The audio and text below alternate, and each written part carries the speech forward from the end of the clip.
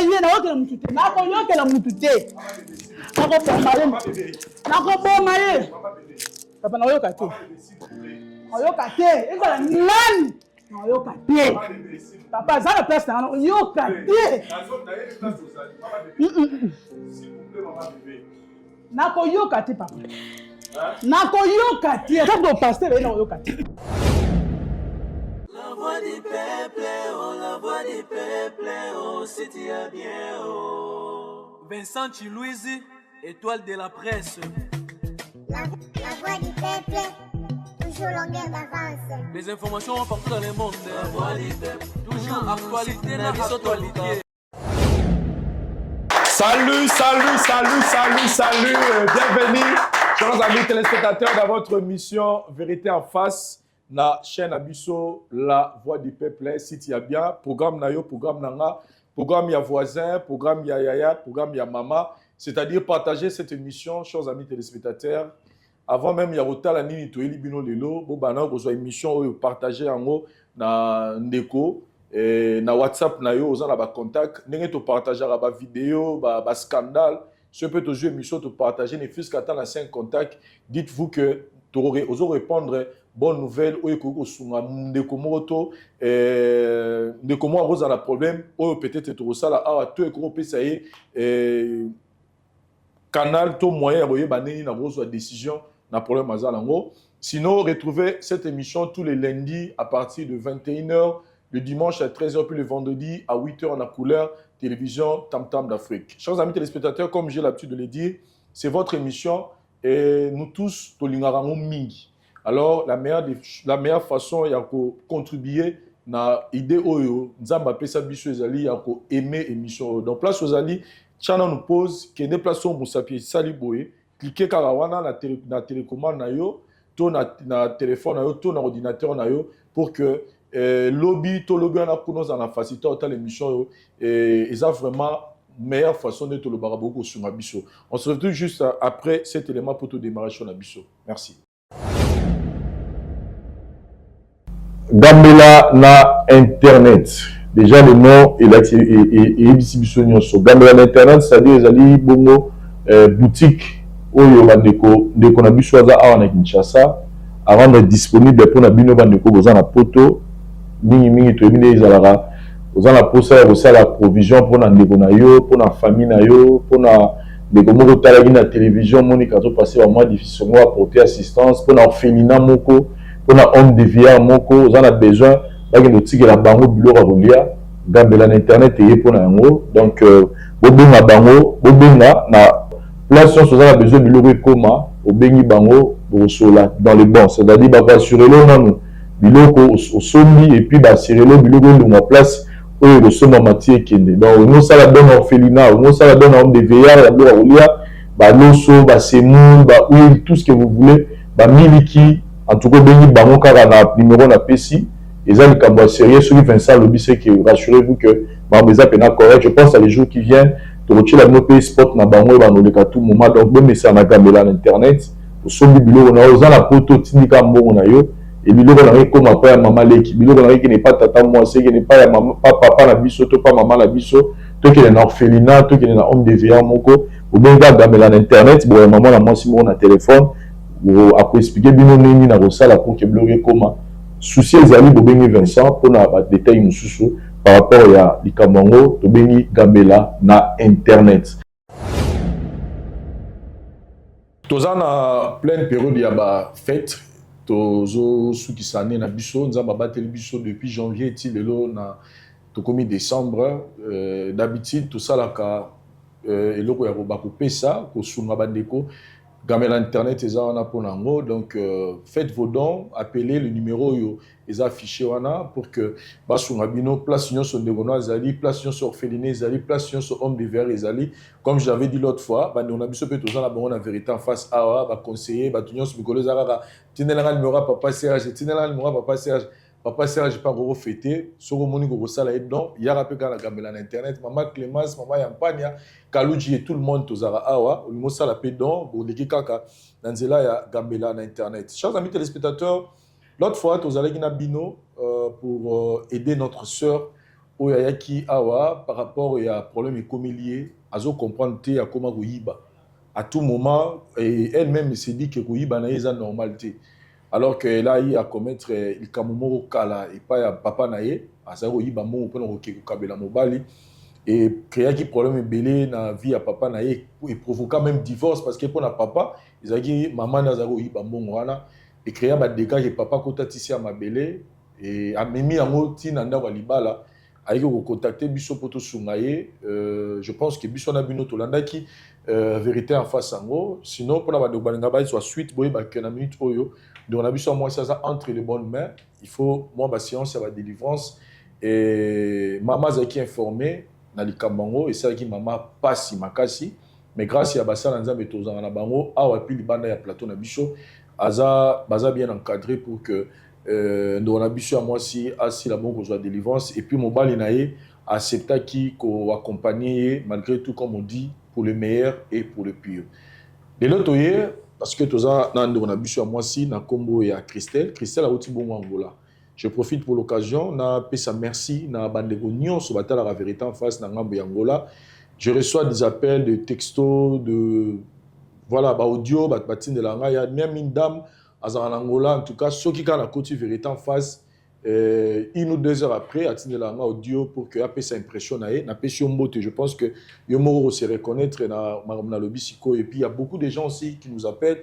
Donc on a vu Yomoro à ramenuser, tout le temps une fois na ça donc Yepona Ep Sanga Panza ça la vérité en face, de moment pas en aloufu, Ep Singa Wutu ya sala ciné na ciné la batala rakaka vérité en face. Donc merci beaucoup. En Angola et parmi Bandeko Batala Raison à moi aussi elle nous a contacté Kazagoya parce qu'elle a un problème elle a la vérité il faut avouer les grande sœur naie ou babotami tata moko maman moko elle est derrière nous mire tozo kotisaye pour tout yeba problème ni nazana merci ona bandeko bazana posa kotonga bandaku na bango ya ba rêve na bango parce que lelo qui chasse ezo fungwama. Pourquoi pas kotonga ndaku ya rêve na yo nengo lingaka lupango nezala. Pourquoi pas koboma mbongo na yo na mabele parce que ebilobi nini ekozala te. Et surtout que les espaces moko déjà développé bandeko mingi bazala bandaku awa basi batonga courant mai makambu tout eza kitoko makasi. Donc awa tozali pour na ba contact nyonso bureau na biso ezali bongo na commune ya Lingwala. Na veni Kalembelembe numéro 256 botunika la flat hotel Tenazia donc ils sont non loin il y a commune il y a maison communale ya Lingwala donc boye wana bokuta bandeko bazala pour repesa bino explication lisusu bolingi to bobengi biso na nzela ya téléphone na ba numéro o bomoni toteli bino na se visite ezali bongo chaque dimanche na charge na biso bis ezali wana pour na boya ko faire visiter bino esika na bino ndeko welela parce que awa tozaka na 229 parcelles ya pamba. Donc 229 parcelles à Pamba neza awa na kati ya concession oyo eza opportunité pour nous parce que oza tout près ya Makadam. Donc Makadam ozo mona oyo soko continuer tout droit au keti na Maluku-ville. Voilà, chers amis téléspectateurs, j'ai l'habitude de le dire dans toutes mes émissions, on a ça la vérité en face que meilleur investissement et l'équipe m'a belé ezati. Vraiment je vous exhorte.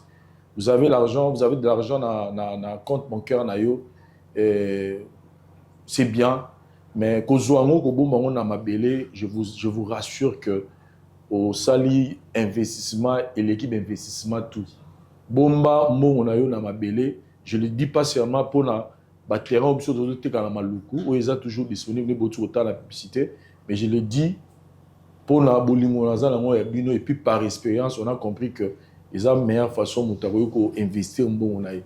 Batu mingi dans la confusion là où le bagenga là on va la maluku. Non, ils ont ma belé ils ont te faut que nous vendre. Sinon batu bazala banda we belé pe na bakasavu na bagombe na bangiringi balala banda ro mkonyo sote galali lelo awa lali kuna lali kuna. Azara na place moko ya banola. Mais à bobi mbongo naï.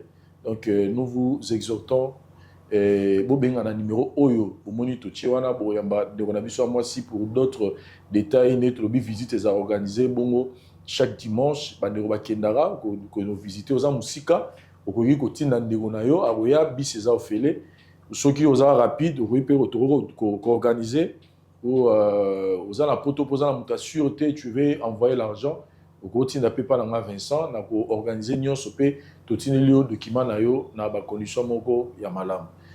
Sinon Toye Awa, comme je l'ai dit tout au début à l'émission Oyo, vous savez, le but de cette émission, c'est pour aider les gens à quoi avouer vérité Oya Bomba, secret Oya Bomba. C'est dit que il y a facilité pour Naya Lobalamutu directement.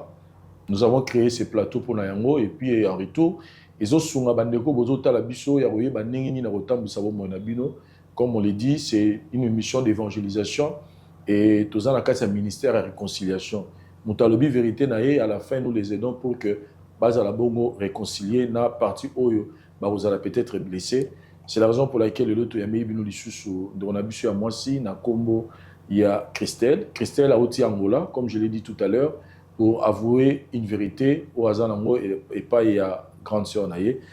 Christelle bonjour et bienvenue na émission yo na pécho lisusu merci na ningo accepté que lelo o le kaningo tala bandeko mususu ba le kaka les lopés tournent et nous sommes solo là et vous allez pouvoir trouver les solutions. Mais en début, tout le monde a toujours toyé ba Nino yo et Poussi Christelle Awa na émission. Merci Papa Vincent pour la parole. Merci Ben Makasi. Mais problème nanga na ye nango awa par rapport à Makambo et les Kinafinanga. On nous rappelle que Oza Oti Angola. Si, na Oti Angola. Au Kenya Angola na ba circonstances nini. Bon, na Kenya Angola pour na sentiment ba camarade de poussenga na Kenya Angola. Et tant na Angola na comme na Angola. Bon, na zala ki penza na vie penza ba camarade. Bon, na sima kovanda na ba camarade. Et que senga na kutana ki na tonton mobwe. To ko vanda na tontona azangole. Azangole to umene muito tempo.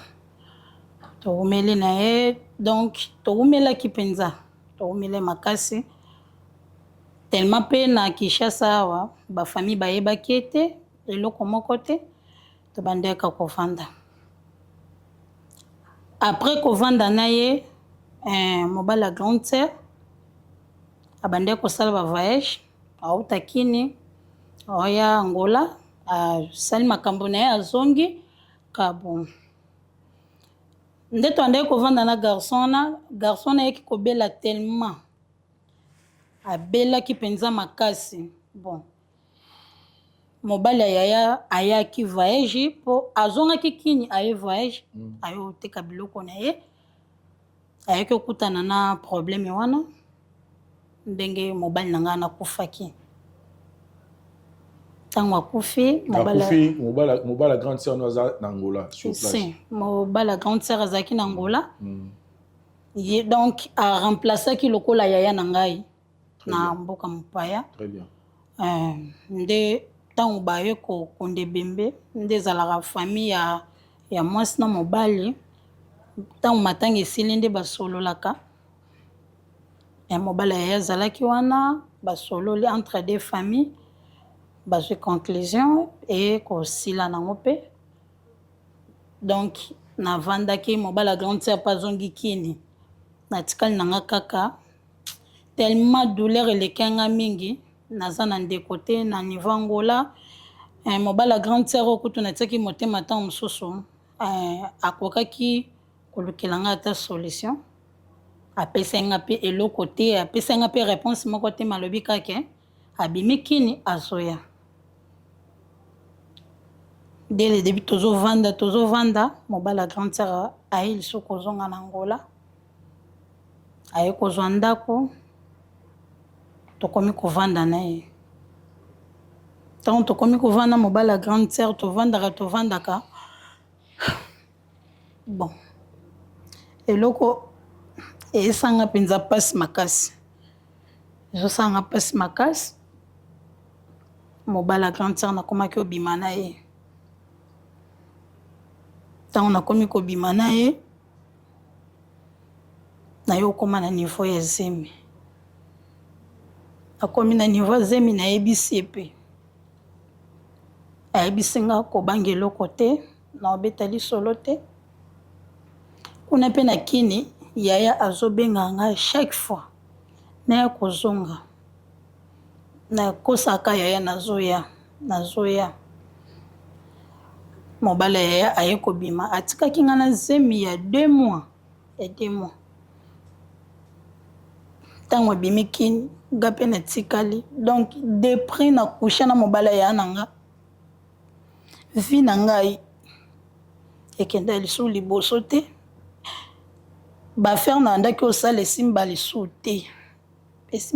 te bon pasi elekenga makasi pasi natali nazemi koto oyo mosala ezosimba te koteka moyen te donc nakoma mpenza nasuka mpenza quand même obotaki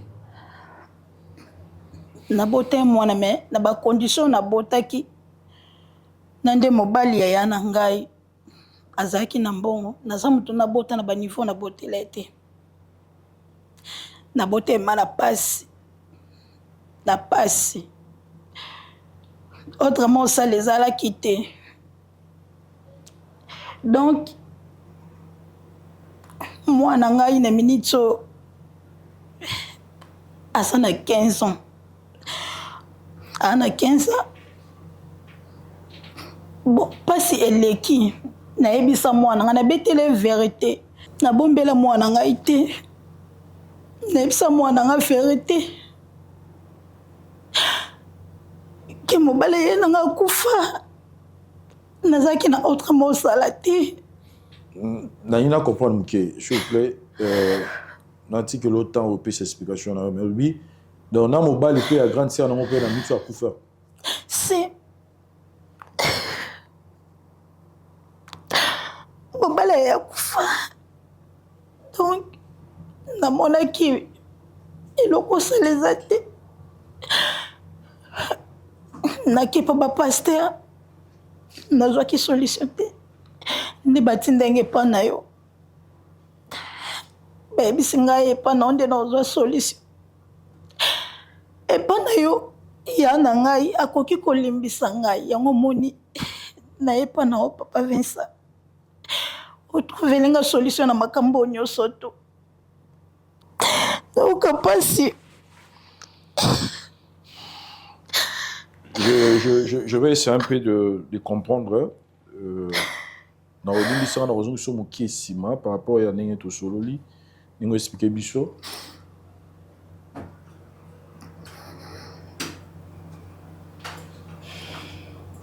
Si mon bal il y a grande sœur nazo en Angola, azula ki yondaku, to azwa kindaku pour pouvoir nous vivre binomi bal.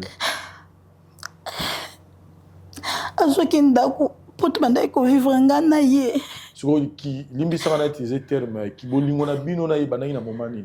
Na moment o mobile nazo na vie to na simaliwa mobile no yone bwandi ko bima. Na sima eliwa mobile na ngai nde to komaki obima na ye. Peut-être comment que obima na ye. Et na vérité en face ça on a été pour condamner to pour condamner yo mais ngeka na comprendre vérité moko nini pour ça qui yo banobima na mobile ya grande sœur na parce que tu nous parles grande sœur na yo eza cousine té non eza yaya pena bobota mi tata mo maman moko ya na propre sur comment bana mbaye ni na ilo nini tinda ki banobima mbaye yo to kufe la même mobile nazaki na choite tozala biso mibale na ndako tovandanga naye tellement aforçaki ngai nazalaki na choite efoka nazala naye na bande kolinga ye makasi nayebi teke nakoma ntina niveau azemi nde nakomaki nazalaki na choite assuré ngai ke oselanga nyonso tout. Et tu te dis que comme vous avez en Angola, hier il y a été, c'est ça? nayebeke ya nanga oyeba te tellement ya kobenga mpe leki mingi na na shwa te esengeka na yo ozonga kini mwana dakoli pasi eleki nakoke ete na niveau ngola navandi namoni pasi mwana olelaka mona famille ya papa donc naza shwa te yango moni naye na mwana ngai. Donc si on comprend bien suite il y a des difficultés aux okuta nango nangola et moi on a pu azocha pression grande sœur pas d'autre pression nous décider le lot grande sœur Ibara vérité que tu as eu un enfant na mobali na aza moi c'est ton mobali aza moi si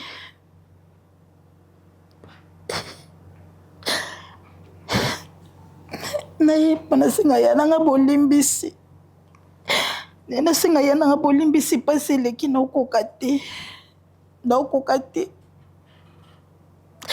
niveau nazalelaki na oyo nakomi nango lelo naokoka te.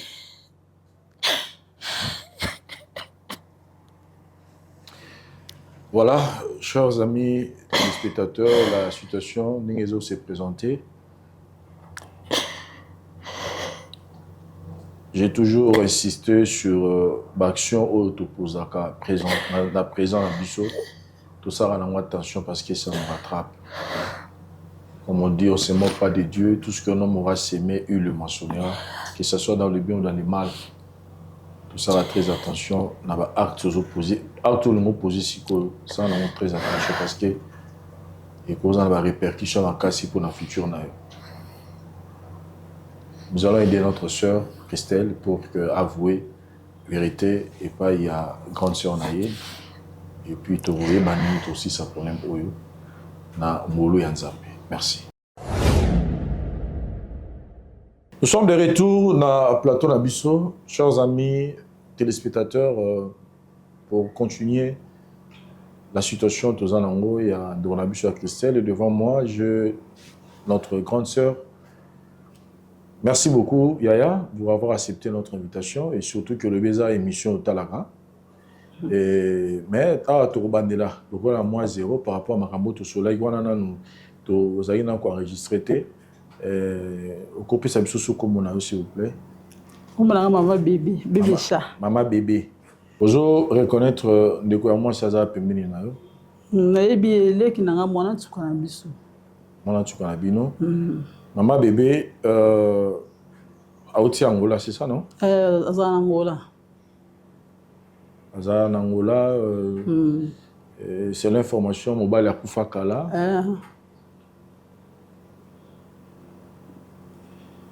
Et abengi tobengi yawa na invitation na ye parce que azana problème moko yo abi azana pour ça solo na mais avant cela ngana tunes ko azana likamumo boye oyo pour na yo ko ba koza à cause en ango to problème mo biza ezo se passer entre bien na famille oyo peut-être go yebisa biso va peut-être to yo ka likambo lo ngala yebisa biso en tout cas eloko te. Mais la raison est bien qu'il y a bien qu'il y a un oya mais là mamto solo là mais il comment peut nous y battre on a mis à y basso il camni et il comment n'a pas une famille toi n'a problème n'a habité bon et bien ce qui dit voilà en fait to yamba qui est parce que azana situation mon cas na pour ça à solanayo vu gravité à la situation, à préférer qui à l'écart. Nous avons eu la rémission où ils allaient tout dans la vérité, secret moro bolikamo boya sala. Et tant que les qui n'a eu moi si, il s'agit de que les camons que le bango binomi balé boité. Mais les camons n'a loba ils en a mutumure ya misato faut donner aux arboués, donner boyer, aux abinomi balé, mais il faut troisième personne à côté na plateau na biso. Na osenga na château, ba côté la biso. Troisième invité na biso aux années na mukola lelo.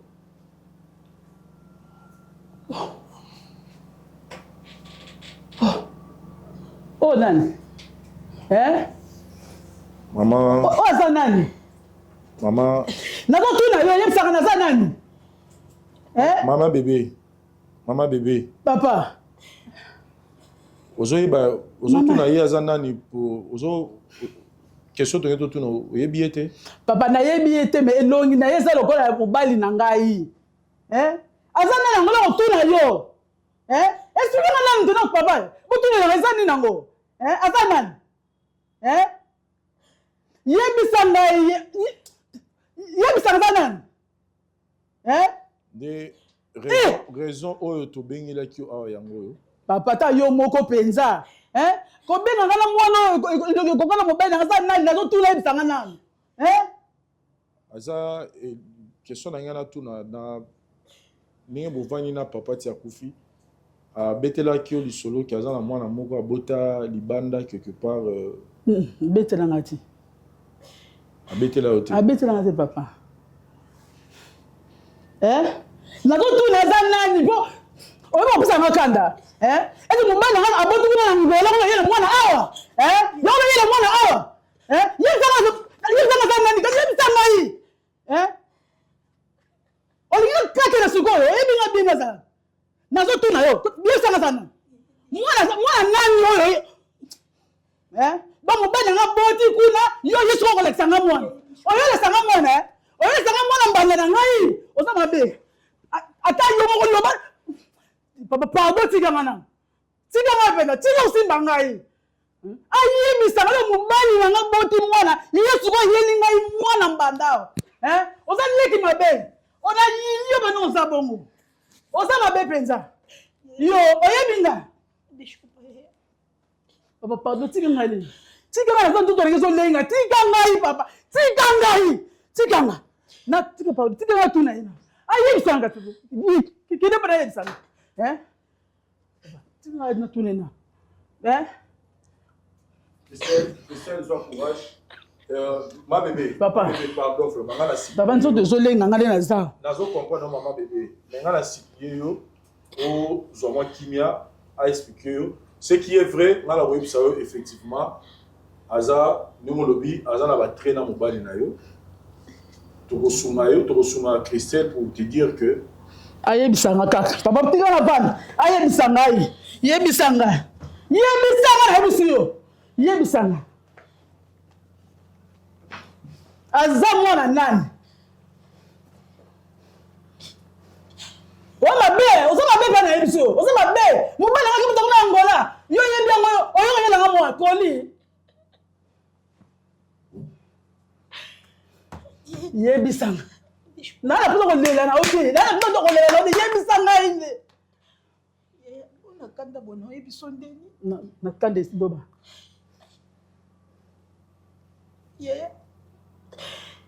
Limbisa ngai nazalaki na shwa te esengelaka nasala mobongo mwana ozomona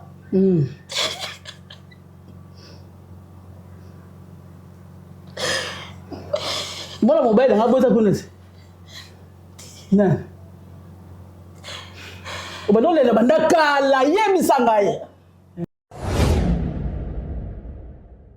nani yebisanga nani yaya mwana ngai nabote na patience Jansan nani Jansan atuma tika nani ko azalege ko mba na ngai mumala bo tika nani ko tika nani te mumala nga boko liyo na ndako na nga na soki mwana nga suka tika nani tika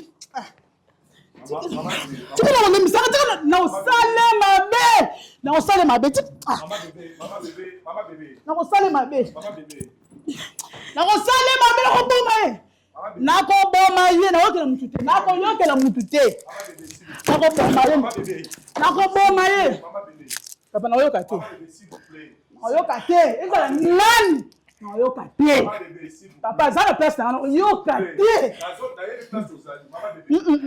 S'il vous plaît, maman bébé. Na koyoka te papa.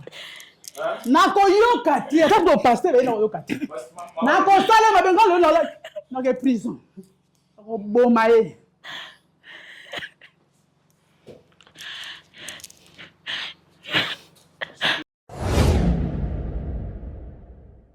Chers amis téléspectateurs, nous sommes de retour. Je pense que Bissona Bino Totali plutôt constaté que Maman Bébé, qui est la grande sœur, il y a Christelle, a vraiment choqué à tel point que Kokagi Souko continue mission à été. Nous nous sommes organisés pour que libérer Nanou le temps à digérer problème parce que c'est pas facile. Il y a que petite sœur nayo a bota na mobali nayo. Tout le monde y retenir hier à pour ayo kata conseil na biso mais a boyi complètement koyoka biso et après si petite soeur on est rendez-vous dans la famille mais nous on va essayer un peu de s'organiser pour que to kotali kamango le fait que Christelle a gagné koyoka biso. Yaya, je limbisa biso parce que aux alliés raison au isali que biso no sur le tokutana awa ceux qui existent quitté mais makamunyo so le lo lingé zalate.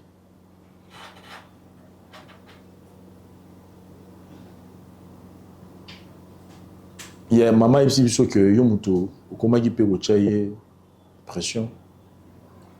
Oui, ngam na banaki kotia pression vu que na condition to zalaki na ngo et na bon e ba ko se pesanga te et na par rapport à ba ikona yoka que papa azaka na ba bien na e na kin et biso na ngola to souffrir et na mettre un peu maman kotia pression pour na découvrir aussi famille na parce que là to zalaki kangai papa na maman famille ezalaki te. Nena ebisaki maman soki moi eza asa que na kutana na famille bande ko botam na ngo tata moko. Oui.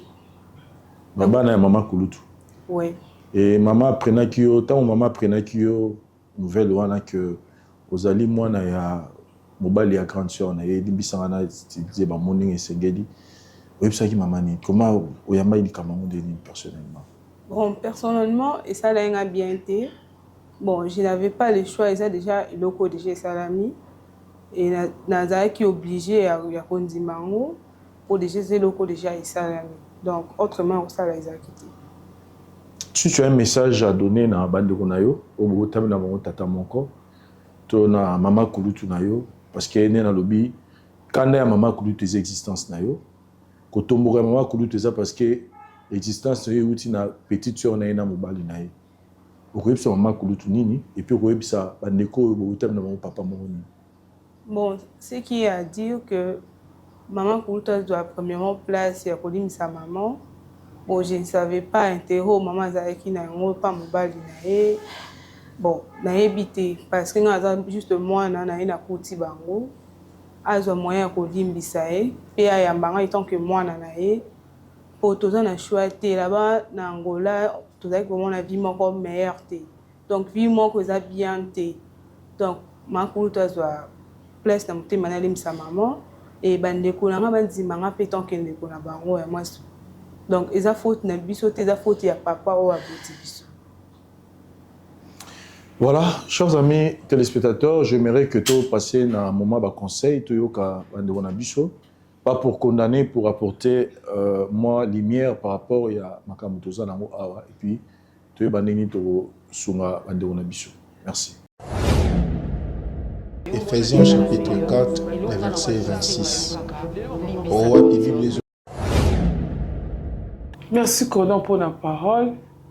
Mbote lisusu na bandeko nyonso balandaka biso nzambe alola pambola bino na yoki pasi makasi ya ko yoka lisusu bandeko na ngai na plateau ndenge na problème na bango esalinga pasi eloko ngai nakoki koloba epai ya ndeko na ngai mwasi nayebi te ekozalaka mpasi nde esaki ke yo osala eloko wana nga nakokondane mingi te me nazoloba no mwa mokie ntango yo omonaki mpasi elekaki makasi okoki kolingana ata mpe mobali mosusu mais yo okontinue olingi kaka kolinga mobali ya ndeko na yo yango nalobaka mene fa motu azangi nzambe azangi koyeba nzambe nde satan atambusaka bino mpo eloko mosusu okoki kosala nzambe akolobelo te kosala yango te mpo oyo aza boye mais loko otambola bino ka bongo sa koyeba nzambe yango monaka satan atilizaka mema bino biso moko mosusu satan autilize eloko moko eloko wana eza nango mabemba kolinga kaka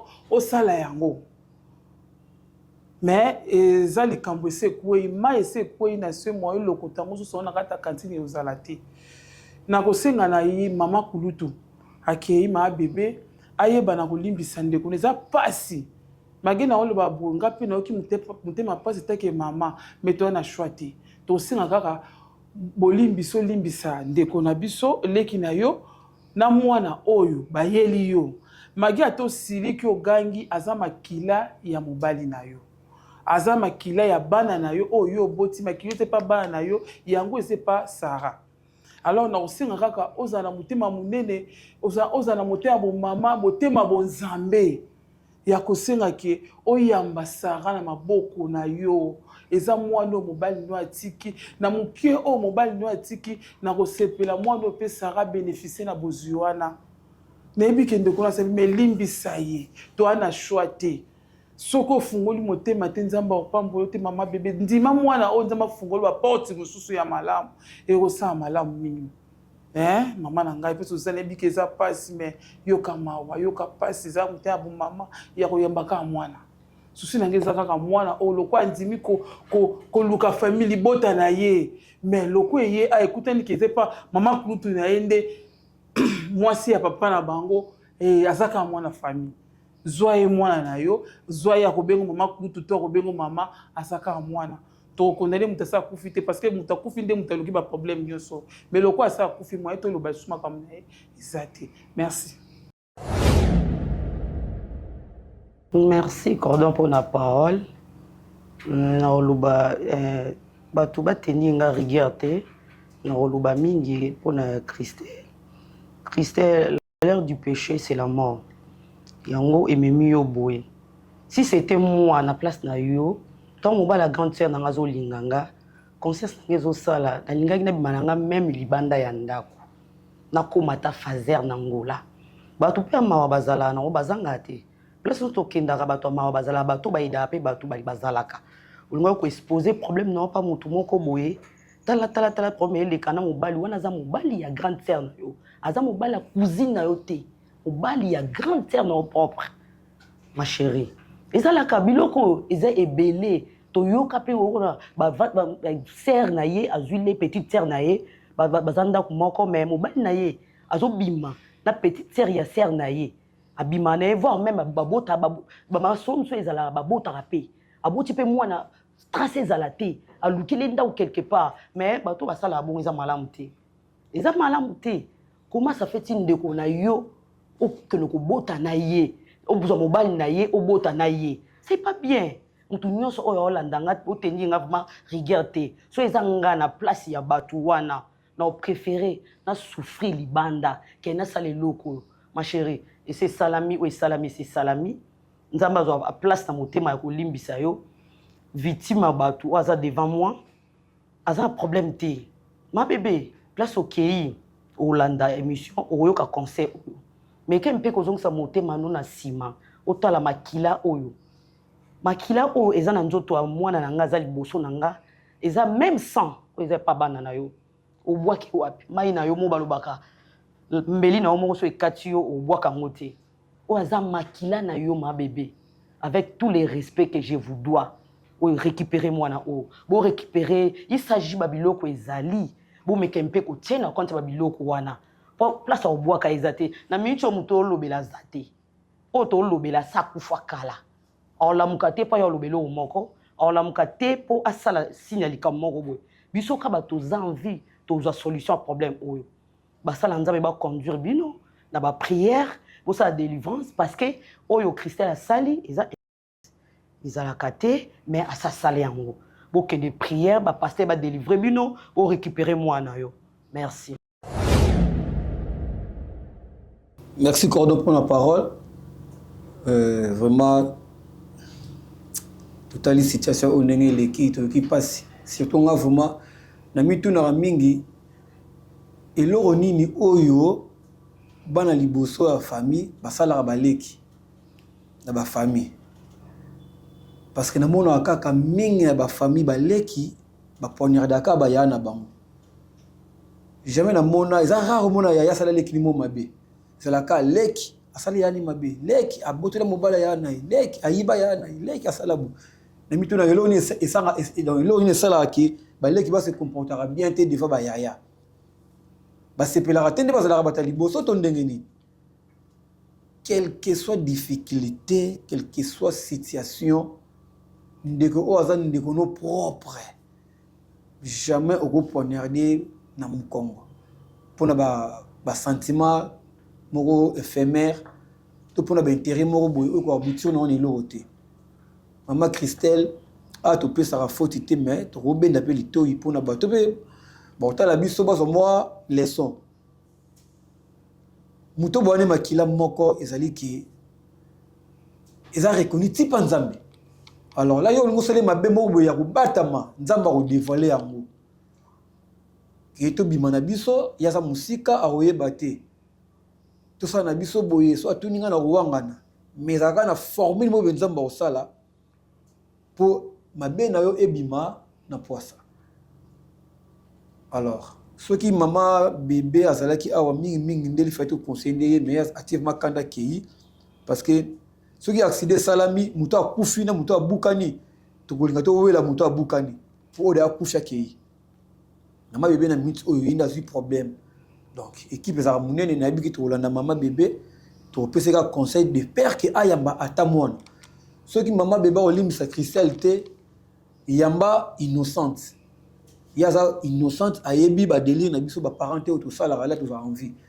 Donc mon azana e innocente maman bébé ça na motema na bolingo saki na ya papa tala pe sous moi na ko quand soutenir le ngambali na donc a mérité vraiment amour ndongo zora no bana ndaku zope mwana biso o abimi lelo ape na souci na yo ape na souci ya bandeko na ye mais baleki bandeko na so basi to zala vraiment sage na vie au moins biso na mayele de babu na lycée to lo baraboye uniforme bokola ta na collation uniforme là ta mara na mariage tous les deux familles balata uniforme mais jamais au moins un jour à divorce balata longo uniforme pour c'est le comme B c'est-à-dire le comme B to ko célébrer to ko bête dans maboko côté maman Christelle au sala qui m'a bé ndima faute na to condamné famille épée sans faute église épée sans faute assumé parce que par la sima ka bongo ezonga li sous-souté na nzela na yo vraiment on a pour le bangwana merci.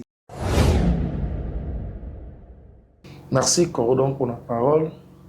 Naningi na partager kaka na bandeko bazana biso awa mena yo okutani na émission oyo moi ndambu ya penser onazanango en étant berger na ngina ebisa yo berger nyonso babengi berger na kati ya bergerie azarana nzete o berger simaka pona ko kamba ba pate za kaka te pona tsaba kuna mulongo za pe pona ko betaye azonga kwa linga malibanda.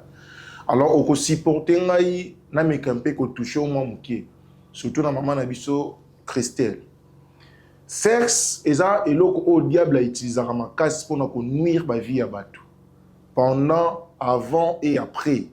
Même en tango nous engagement moko ozo comprendre qu'engagement na ina joie et ana mutu moko sa joie mu enzambaza reconnaître engagement au mutu aswa. Na ina lo bani par là. 1 Samuel chapitre 2, le chapitre 11, le verset 2, qui nous a fait, sur le temps, il y a histoire, il y a David. Nanzela misu amona ki Betisheba. Au temps où Matia moni Betisheba, bina lingaye na joye. Zaki nanzela ya sexe, ne David akoyaki. Tango moni alobina simba, tango simbi. Nkolo lokola reconnaître sexe. Ayebi combien za mabe, ayebi combien za danger pour na ba oyaye. Au diable a présenté la kango biso. Et ça qui David a simba ina simba kola frappé. oko remarquer sexe o ezo kende surtout na muto ba honorer muto aza corps sacré parce que muto ba honorer aza muto nkolo azo reconnaître que nzoto eza su ya muto ko simba te. Raison pour laquelle Bible lobi na 1 Corinthiens chapitre 7 le verset 2 koloba ete mutu nyonso esengela za na mwasi na imoko mobali na imoko pona ko éviter ba mabe ya sexe. Tala lelo place sexe ezo mema biso. Sentiment wana mieux na souffrir na nga na ozanga na nga kena ko simba mwasi to mobali ko ya bala o ngai na mutu na nga na yebika bala et surtout ceux qui mwasi wana yebite. Silence ya mwasi wana ne force pe kotinda nzamba agir. Nzamba agisaka surtout pona bato o ba yebelo côté. Innocente bato afandi na zo afandi na mobali na kata mutema pe na makanisi na yebite kutuke mobali na ya ko commettre acte aboy mais yozo commettre ngona nzela makila oyo kozo mema ndenge mona mama na biso dans la place auto ko koya sikoyo na mit o bana bazara ba innocent ba yebi na bango eloko te bana bazali pamboli onkola pesa ka biso et soki na mituni ngai moko soki nzambe aboy ko pesa bino même mwana afandi liboso na bino est-ce que problème o nya ke za un jour dévoilé. Je ne sais même pas. Et ni ko lo bananzela li pamboli me ko a dévoiler ma be mo banda o sala mutu mona sima mukongo na ye. Mama ba to ebe loko ta ko zo lo ko la ndeko ya miyo. Na mi tuna ta ba question nga moto na zo ko zo loba. Ba kufeli ndenge nini? Condition kufela mangi za ki ndenge nini? Est-ce que ça ki ko kufela moko ya logique to za ko kufa ya frappe ya nzambe? Parce que mutu normal tango fandi comprendre que na ok ça la acte sexuel nanani na mutu abala ndeko na nga. Laisse-moi te dire, maman, mon frère, ndeko moi si personne sozali sokozo okanda ko sala moto koti na kata ya chemin wana yeba ko koti na chemin de destruction vie na yo mobimba oye ko kuto cher na mutute parce que ngana yo boto senga bolimisto limbisa ni menzambe afrapara toujours ba o ba kometaka mabe ko leka pasi ya o baninga bazoyoka so lingi basalo mabete ko sala mpe muninga te talatina o wapi mama Christelle a quoi na problème ilelo c'est parce que awele laki a gagné loko eza yete et nanzela acte o ya mabe et kolon ndimi ko frapper lelo parce que koti difficulté et lo monte ezo marché lelo zongi po avouer tika nzamba lola o alimbisaka soki biso batu tozo limbisa parce que Bible lobi na Matthieu tout péché est pardonnable mon limbisa eza bien mais quand tu connais que na sabo limbisa nzamba frappera David azaki moto nzamba nda olinga na motema mobimba mais oza lisumu wana nkola frappa ki ayebisa ke na limbisi yo mais mwana o tika na bo moite sengela kufa. Laisse-moi te dire que nzamba o yamba yo a limbisa yo mais kangama na nzambe longwa na kata ya makanisi wana parce que loko etrel kati no za malédiction eza pas lisumu ebotelo malédiction comme bloquer yo mais je crois que nzamba Bible a limbiso pe a opeso schéma sika. Merci beaucoup. Voilà, merci beaucoup équipe Nabicho ya conseil, Maman Yampania, Maman Clémence, Kaloudji et puis pasteur Serge, évangéliste Serge pour l'intervention Nabino et merci. On a un commentaire sur votre Libicho par rapport à la situation de Zanango et là je pense que Maman Legonara moi sur Christelle na Yambio auto sunga na problème Zanango et ça démarche moi ça difficile. Na yonanga to ebaki ke soki ya yoki makamwana au pesa biso espace ko tout etolo mais nanga mla biso to bunda pour que dona biso moi si a bénéficier ta na lipa oya papa atikaki ona bana nyonso et surtout que yemo grande sœur nazo reconnaître déjà que longyo eze longi ambal na donc ce que ezali tout que moi na mo azwa été on ne pouvait pas penser à autre chose. On aurait peut-être qu'on doutait, mais il y a déjà ça, les témoignages, et les même test à ADN à force. S'il faut dire un mot par rapport à nous, celui qui a le bani. Bon, merci de votre conseil. Nayoki, naebe question na awa. Donc, na kozwa na résultat bien. Et là, on enseigne à Kaipaya nanga. Alimbisa ngai alimbisa pe mwana ngai donc ba bien oyo mobali na tiki achata mwana nga na kati mwana nga pa bénéficier na ba bien wana mais alimbisa nga azwa mpenza place na motema na ye alembisanga nazaka aleki na ye nabongaki nzela mais à partir baconseil naza moto eteyi ngai elo nalingi nasengaka merci yango wana. Voilà, merci beaucoup Madame Christelle, merci. Na bandeko nyonso bozwaki temps ya kotala programme oyo tozana besoin peu ya ba point de vue na bino oyo ezaki important lelo mpona ndeko na biso ya mwasi Christelle ezaki ya avouer secret oyo abombaki azalaka na mwana botana grand mobali ya grande sœur na ye akufaki mwana mpe asengaki amona famille ya bandeko ya papa na ye. Nous avons fait notre travail. Ils ont suite à la difficulté, il y a le bien sûr que dans les autres bien été la vie. On a pour ça à se libérer. Le but de cette émission, parce que pour mon tour, au temps où la malam, le Seigneur a aussi libéré dans ma cambo et ça là, et ça vraiment très important. Alors au temps où on a la charge, mais biso na ngana surtout tikali na famille na bande kopo tout le bateau yeba neni to ça là pour que yaya a sa place au limbi salé ne peut accepter. Donc on a biso moi si na kati ya libota. Merci à l'équipe technique David Yoatessa, Gilles Vazolanonga, Château Colo na réalisation. Merci à l'équipe na biso concept na ndongonyo sur 8 heures au pour partager émission tout le monde prochainement. Merci bye. Troubles du système immunitaire, chute de tension, maux de tête, fatigue, perte de poids, frigidité et diarrhée. Dites adieu aux inconforts et retrouvez une nouvelle jeunesse avec une tasse de Maxi Bien-être au quotidien. Une solution bio composée de plantes traditionnelles, 100% naturelle et reconnue pour sa vertu. Une formule adaptée pour hommes et femmes. Depuis plus de 10 ans, le Maxi Bien-être Café renforce le système immunitaire, restaure la fatigue physique, améliore le sommeil, aide à stabiliser la tension et la glycémie, nettoie les reins, soulage l'hémorroïde et la constipation. Chez les hommes, le Maxi Bien-être restaure le dysfonctionnement sexuel, l'impuissance et l'éjaculation précoce. Maxi Bien-être est disponible partout dans le monde. Passez vos commandes sur www.maxibienêtre.com. Naturel. Nazali ko œuvre dans le laboratoire CRMTA ou ezali laboratoire médecine spécialisé dans la production ya ba phytomédicaments, c'est-à-dire ba kisi ya partie ya banzete na biso ya Congo. Ba kisi nyonso o bozomona awa na CRMTA et subir ba essai toxicologique et puis ba essai clinique ou ezo ça la différence na biso na ba tradi parce que et subir quand même moi ba étude et belé et puis ba kisi ko eza na CRMTA ezali homologué na ministère de la santé, c'est-à-dire ils ont la autorisation il y a mis sur le marché na niveau ya mboka et puis libanda ya mboka ba kisi oyo tozo produire na CRMTA et koki ko komama na n'importe quel médecin partout à travers le monde. Dans le laboratoire CRMTA, nous avons deux branches, branche cosmétique et puis branche médicaments. Dans la branche cosmétique, nous avons dulci au collagène, pour ça il y a un sérum, un savon, pour le traitement il y a un tampon, un ndouta, un ride, une poche et puis un cerne. Nous avons dulci réparateur, pour ça il y a un sérum, un savon, ou quoi CP gel douche, pour le traitement il y a un bouton et puis pour réparer le poissonaio. Nous avons des cheveux, pour ça les lango, huile nango, na shampoing nango, pour le traitement des cheveux abîmés, des cheveux haut et baby, des cheveux colorés, ils allaient ko botisa suki noki et puis ils allaient ko retarder repousse ya ba cheveux blancs. Tous appels na parfum na biso ou to sali à base ya banzete na biso ya Congo.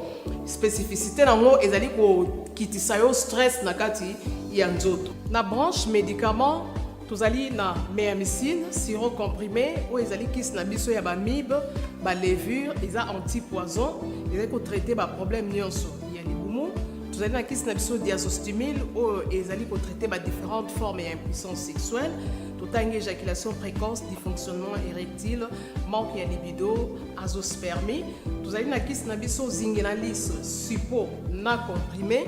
Vous allez traiter différentes formes, il y a hémorroïdes internes et externes, vous allez régulariser le cycle, il y a maman, vous allez kiss nabiso sensifos, vous allez kiss il y a malaria, présenté sous forme de sirop comprimé, vous allez kiss nabiso méamycine crème, vous allez traiter différentes formes, il y a maladie, ou il y a ploposo, mycose, ou c'est la makolo ya bana mibali, maladie empêchement palata et pas ya bana, na maladie msou ya loposo, vous allez diazolex, ou ils allez traiter différentes douleurs rhumatismale, douleur ya mokongo, paiement, allergie au pollen, ils allaient pommade tomuli kombo ya papa na biso tondele diazolo, tozali na mercine crème ndenge na tamaki, tozali na allium, où ils allaient kiss na biso ya tension, ils allaient pour traiter hypertension, tozali na borex, où ils allaient ko bombisa système ya papa, ils allaient ko komisa yango mulai pe monene, tozali na menga kiss na biso ya makila,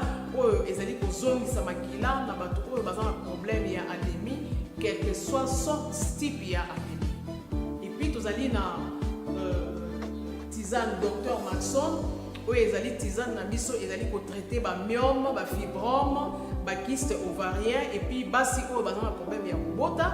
Tozali pe na diabéine, où ils allaient kyste na biso ya diabète, et puis tozali na anti-poison na biso, où ils allaient ko neutraliser poison na kati ya makila.